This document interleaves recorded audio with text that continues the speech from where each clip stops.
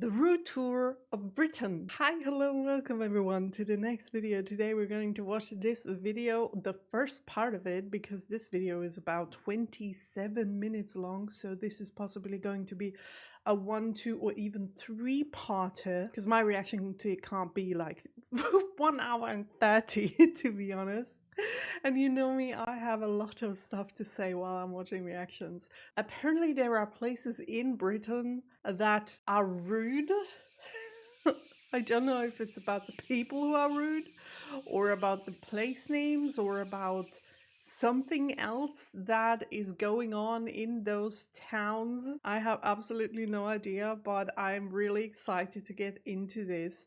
This was a recommendation of my subscribers, and I can't wait to see what it's all about. So I'd say let's jump straight into it, shall we?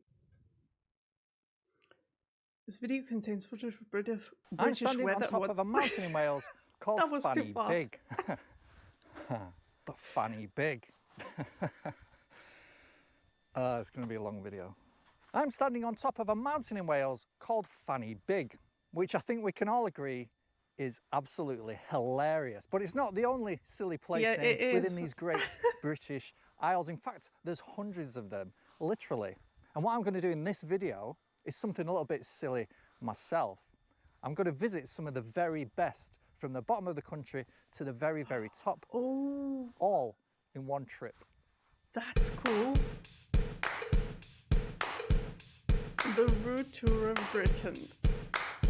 I'm excited for this. This is going to be So fun. first, a parental warning. Of course, this video contains a lot of rude words, most of which I can't actually say out loud for fear of being punished by the YouTube gods. But if you've got kids in the room, maybe don't. And secondly, I'm not going to be visiting every single silly place name within Britain because I've got better things to do in my life. But I have picked them on a criteria of how much they make me smile or frown. But if you do know any more that I've missed out, please let me know in the comments. I can't even imagine what they're going to be about. Yes, hello and welcome to Britain, the land of Shakespeare, Burns, Coward, Bronte and Thomas.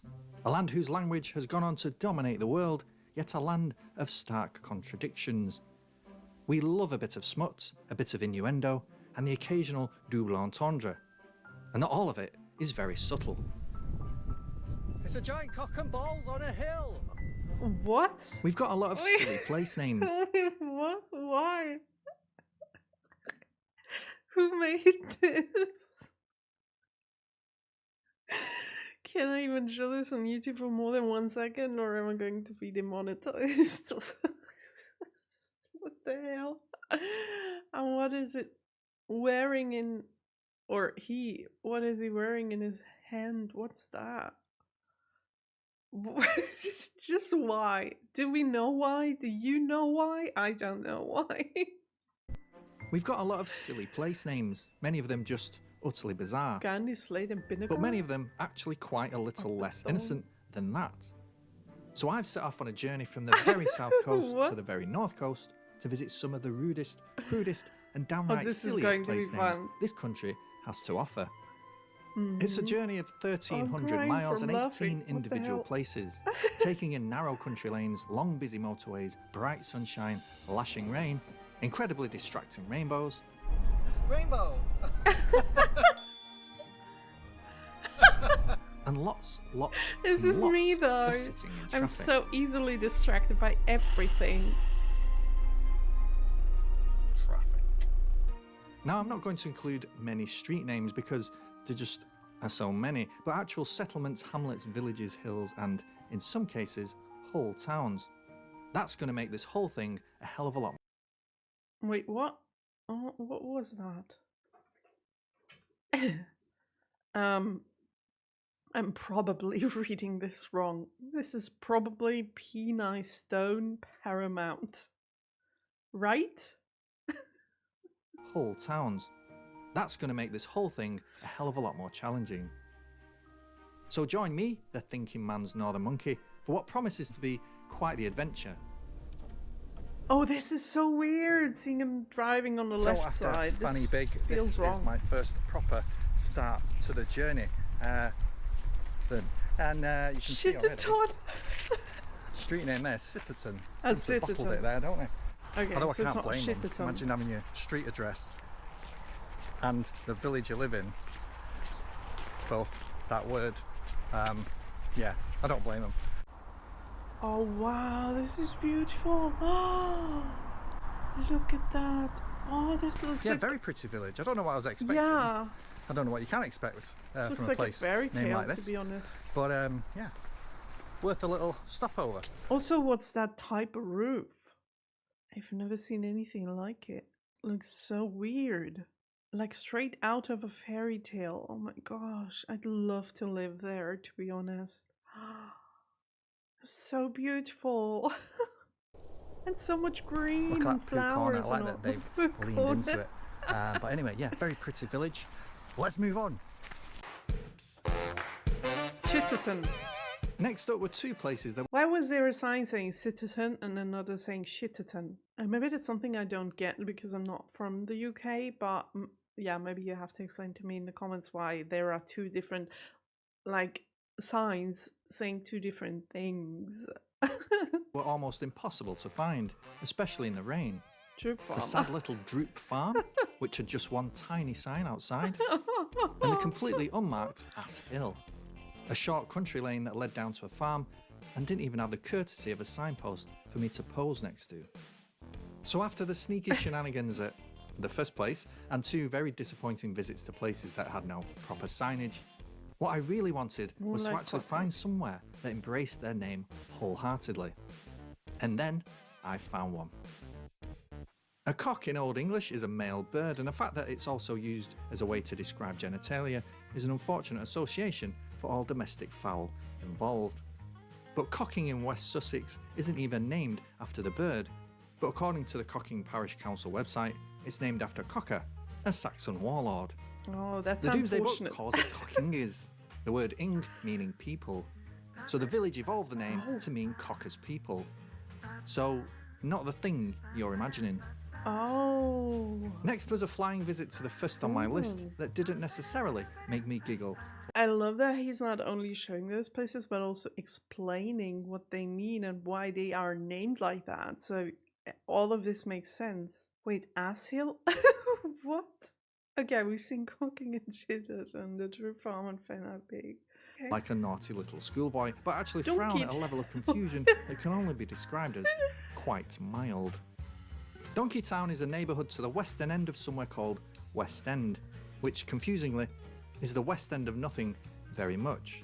Donkey Town is a part of Why is West it End named that like was given that, to the then? housing of poor labourers working in the area at the start of the 19th century. Poor men, many of them soldiers from the Napoleonic Wars, lived here with their families in a level of poverty that stood out significantly enough that the place was labelled Donkey Town. Probably as a reference to them not being able to afford horses. Or possibly just as a cruel bit of name-calling by the local people. It's also a beautiful Still, place though, so pretty much funny. greenery. I love that. I then turned eastward, swishing around the south of the M25 I mean, it's raining and a lot. sloughing off That's why into the Essex probably. village of... Well, you can see it there for yourself.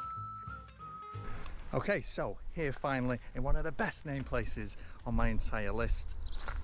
It's this place. Let's go have a look around. Okay, I don't know about the first two syllables, but the last one I get. I don't know if those make any sense. Like fingering. Oh gosh.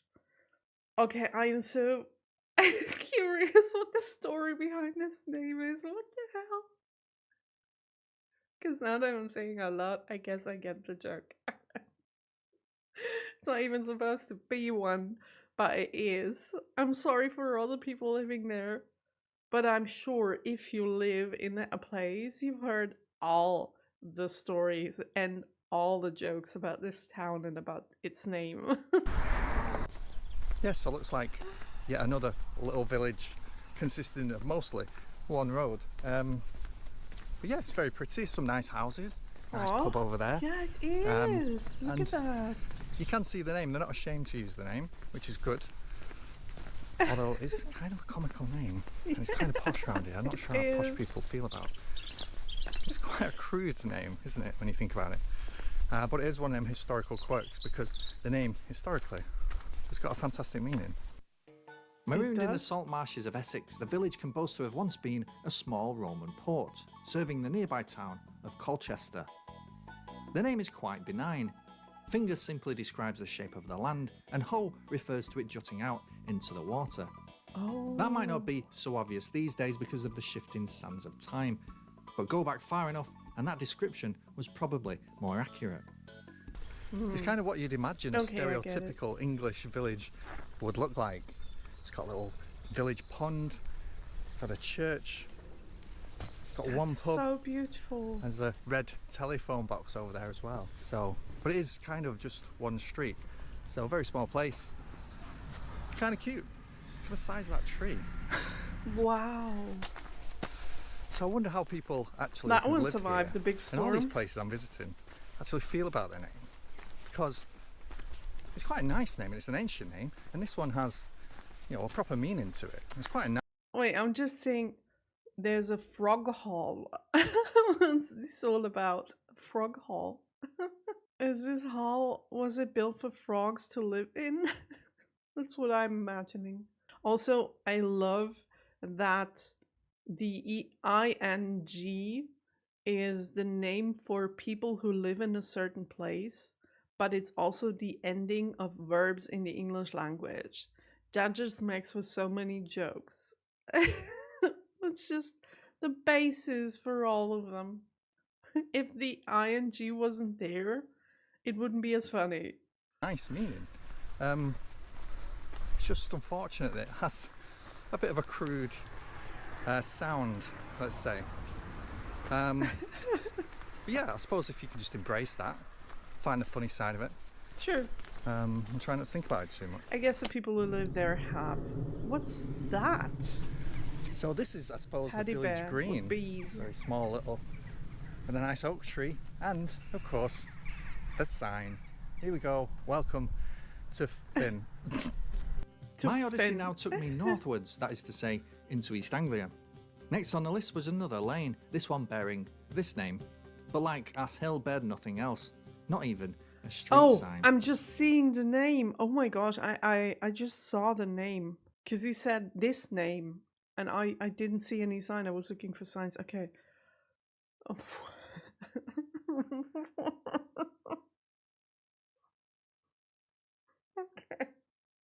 Okay.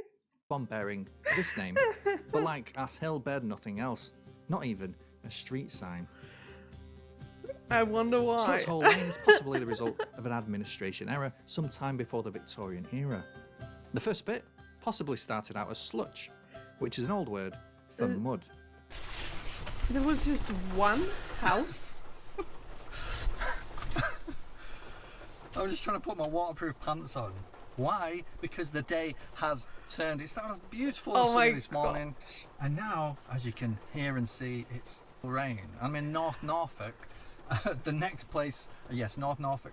The next place I want to visit on the list, and I need to get out and get a very quick shot of the signpost and then get back in the van. But to do that, I've got to put my waterproof pants on. Waterproof pants. This sounds exceptionally German to say I have to put my waterproof pants on, but actually we do not do things like that in general. The people I know in Germany do not have waterproof pants, but when you just said that, I kind of thought, oh, this is one of the most German things to say, because most of the time, oh, and I know why, because we do have waterproof pants, which are called Matschhosen and are for kids in the kindergarten. They put them on and then they can play in the mud without getting their real clothing wet or dirty. Maybe that's what I thought of. When he said that, it sounded so German, but apparently, like, we as adults, we do not have Matschhosen anymore. At least the ones I know. So yeah, it better be a good sign, this. Right, here's the sign in the village green. Oh, and he has a really cool jacket. Like Great a waterproof jacket. Brilliant. Let's get out of it. Snoring. Great Snoring is not only a place name I can actually say without fear of That's retribution, but another quaint English village named my after gosh, somebody who ran the land here prior to the beautiful. Doomsday Book. A Saxon by the name of Snar or Sneer. And alright, it's not exactly a rude place name, but it's funny. Great And funny is good enough Snoring. reason to visit anywhere, in my experience. The road now took me westward, and as the weather changed again, I was clearly missing something from my life. Do you know what this reminds me of? I really have to do this. I have seen this from other reactors already when they go to Google Maps and they just pick places within the country and then you put the little figurine onto the map so that you can see a picture of the place where you're at. And you do this up until the point where you reach a picture that is ugly. And I think in the UK you could play this for hours before you find an ugly place, because look at all those places. They're all so freaking beautiful. It's just wow. Okay, one more town and then we're gonna do the break for the second part. I'm just having a break just north of Great Snoring, admiring the non-view. So yeah, this is North Norfolk, and like the rest of East Anglia, it's just flat. Wow. Where are the hills? Most of the view actually when you're driving through East Anglia is just hedgerows. But the view, the distance you can see at any given point is about a mile and a half, and that's it. There's just no vantage point you can see. Where are the hills? It's so beautiful though. It's been a long day of driving. Yeah, I can imagine. Oh wow, look at that. This is what I mean. Although I was now leaving East Anglia behind and crossing the fens. Fen. Thank you, before bravely exploring into Lincolnshire. The next morning. Stopping the night at a unique and quirky campsite was a welcome relief from all of the driving of the previous day. And with the sun rising fast and a clear blue sky, I was refreshed, kind of, Those are and ready to hit the cute. road again. I don't know what they're called in English. So here's one I didn't plan on They're visiting. called This is just something llama I've just in happened to Germany. pass through. I had to stop and take a look at this. So this is Anton's Gowt. So Anton's yeah, Gowt. I don't know who Anton was, but I do feel very sorry for him. Okay, this is probably something that I don't get because my English is not good enough. I suppose it has something to do with the second word, gout. I don't even want to say it out loud because I think it's something, I don't know, something I shouldn't say on YouTube. But I don't know that word and I don't know what it means or what it's supposed to mean. I have no idea. I do need your help with this one. Yeah, lovely morning, beautiful and sunny. Nice place to stay last night. Yeah, very quirky, very cool, very hippie, very me on brand. And a spontaneous visit to somewhere called Anton's Gowt, which I just spotted on the way, which what makes this journey so wonderful is that you just can spot things and go, yes, that'll do. But yeah, a lot of driving today, so I'm heading north, and all the places I'm planning to visit are quite spread out, so it's going to be a lot of driving today. I've already done over 500, nearly 600 miles since Fanny Big. That's so yeah, a lot. I'm doing all right with the driving though. It's not getting to me yet. Today might be the day. I can imagine. This is my morning face, by the way. I don't know if you can tell. I'm very tired. And it's a lot earlier than it looks. But anyway, let's hit the road. Okay, I guess that's the sign. This video is fun, and I can't wait to watch the next parts of it. But this first part was so much fun already, and I had no idea these places existed in the UK. I wonder if anyone who watches this channel lives in one of those places, because they're really tiny, they're really small, and I don't think there is one person living in one of those places that we've seen in this video. I don't think so. But if there is, that would be really funny. But you don't have to dox yourself. Please don't tell me exactly in which of those places. Just if you want to tell, you can say, yeah, I do in one of those places. Do not dox your exact location, please. I don't want this. Next time we're gonna watch the video, I guess, up until the end and see what the other locations are. But this video was so much fun. I hope you had fun as well watching it together with me, and I'll see you in the next one. Have a nice day. Bye.